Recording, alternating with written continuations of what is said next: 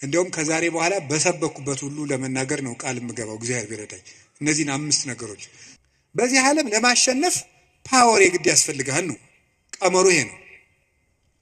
አሁን የዚህ ዘመን ሰው እና ክርስትና ልገናኝ ብለው ተፍ ብለህ ሰልፍ ኮንፊደንስ ይኑርህ ነው። በክርስትና ደግሞ ተፍ ብለህ ትሁቱን ነው። የፈለግከውን ነገር ስራ፣ ስለማንም አትጨነቅ፣ ግድ አይኑርህ። እንደዚህ አይነት ነገር ነው የሚሰበከን። እንደሱ የሚባል ነገር የለም። እንደውም የሚባለው 100% ኮንፊደንስ ኔጌቲቭ ኮንፊደንስ ነው ይባላል።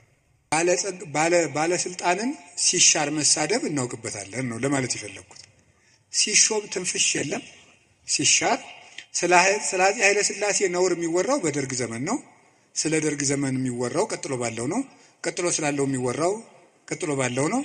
ነገ ደግሞ የሚወራው ምን እንደሆነ ያላውቅም። አሁን አንዳንድም የከተማ እናቶች ሊቃጣቸው ጀምሮ ነበር አሉት። ክርስትና ሲያስነሱ ውሃ በፌርሙዝ አሙቀው አምጥተው በዚህ አጥመቁልኝ። ይሄ ቀልድ ይመስላል በእውነቱ ማለት ነውና የእግዚአብሔር ቤተሰቦች ያለ እግዚአብሔር ጉልበት ካለንበት ኃጢአትን መውጣት አንችልም። አንዳንድ ጊዜ ሰይጣን ምን ሊለን ይችላል? አይ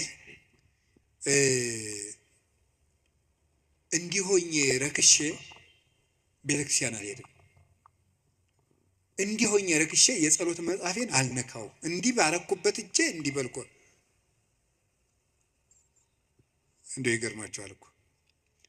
ጸሎተኛ ለመሆን ምን ያስፈልጋል ቢሏቸው አንድ አባት መጸለይ አሏቸው። ጸሎተኛ ለመሆን መፍትሄው ምንድን ነው ንገሩኝ እንጂ መጸለይ ነው። ወደ እግዚአብሔር ቤት ለመምጣት መፍትሄው ምንድን ነው? ወደ እግዚአብሔር ቤት መምጣት በሉ እንጂ ንገሩኝ እንጂ ወደ እግዚአብሔር ቤት ለመምጣት መፍትሄው ምንድን ነው? ጥሩ ሰው ለመሆን መፍትሄው ምንድን ነው? ከነ ክፋታችን መምጣት። ምክንያቱሳ የዮሐንስ ወንጌል ምዕራፍ 7 ላይ ጌታ ምን ብሎ ነግሮና እኔ ውሃ ነኝ። እስኪ ውሃ በሉ። የተጠማ ቢኖር ወደ እኔ ይምጣ ሲል እኔ ምንድን ነኝ ማለቱ ነው።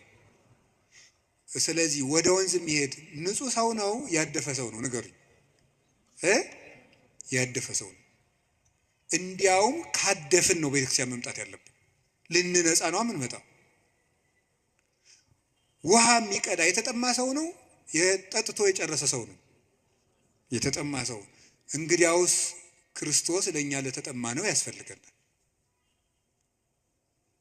ለደረቀ ዛፍ ውሃ እንደምናጠጣው እንዳይደርቅ እንደምናጠጣው ደረቅ ለሆነችው በረሃ ለሆነችው ነፍሳችን የሕይወት ውሃ ክርስቶስ ያስፈልገናል። ፍሬ ቢስ ለሆነው ቅጠል ብቻ ለሆነው ሰውነታችን የሕይወት ውሃ ክርስቶስ ያስፈልገናል። መምጣት ያስፈልግን